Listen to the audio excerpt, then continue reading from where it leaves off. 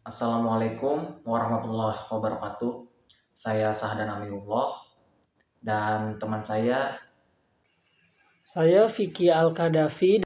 kami mahasiswa Universitas Pamulang dari program studi S1 Akuntansi dari kelas 07 Sake 008. Kali ini kami ingin membahas masalah akuntansi perpajakan mengenai isu aktual akuntansi perpajakan. Oke, untuk mempersingkat waktu, mari kita ke pembahasannya sendiri. Akuntansi perpajakan sendiri yaitu bidang akuntansi yang fokus pada pengukuran, pencatatan, dan pelaporan transaksi yang berkaitan dengan pajak.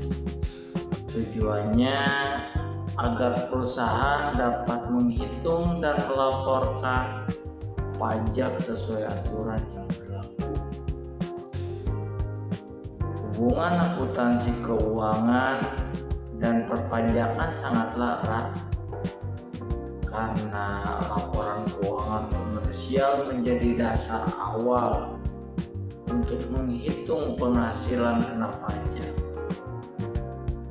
Namun karena tujuan dan aturan keduanya berbeda, laba komersial sering tidak disamakan dengan laba fiskal. Akuntansi perpajakan memiliki banyak peran dalam perusahaan. Misalnya, membantu manajemen mengambil keputusan investasi, menyusun tax planning, mengendalikan risiko pajak, serta mendukung penyusunan laporan keuangan dan keputusan pendanaan. Di Indonesia, sistem perpajakan terus berkembang mengikuti pertumbuhan ekonomi dan teknologi.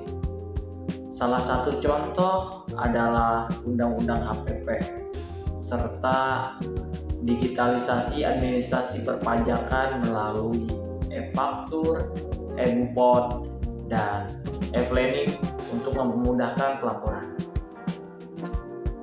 Permasalahan dalam akuntansi perpajakan muncul karena adanya perbedaan antara kepentingan komersial dan fiskal.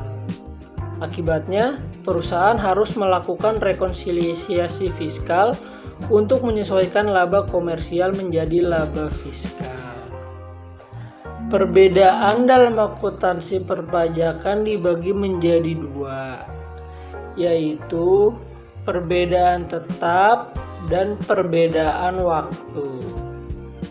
Perbedaan tetap adalah selisih yang tidak akan kembali sama dan terjadi karena perbedaan aturan pengakuan penghasilan dan biaya antara standar akuntansi dengan peraturan perpajakan yang sifatnya tetap atau permanen. Contohnya, biaya kenegaraan yang tidak dapat dikurangkan dalam fiskal tetapi diakui dalam komersial. Sedangkan perbedaan waktu hanya bersifat sementara dan bisa menimbulkan pajak tangguhan. Hal ini terjadi karena pergeseran pengakuan penghasilan dan biaya antara satu tahun pajak ke tahun pajak lainnya. Contohnya yaitu penyusutan komersial menggunakan metode garis lurus, sedangkan fiskal menggunakan metode percepatan. Untuk selanjutnya, ada beberapa isu aktual yang sering terjadi di perusahaan adalah tax planning, transfer pricing, kepatuhan pajak, dan pajak internasional. Isu-isu ini sangat penting karena berkaitan dengan pengelolaan beban pajak dan kepatuhan terhadap aturan perpajakan.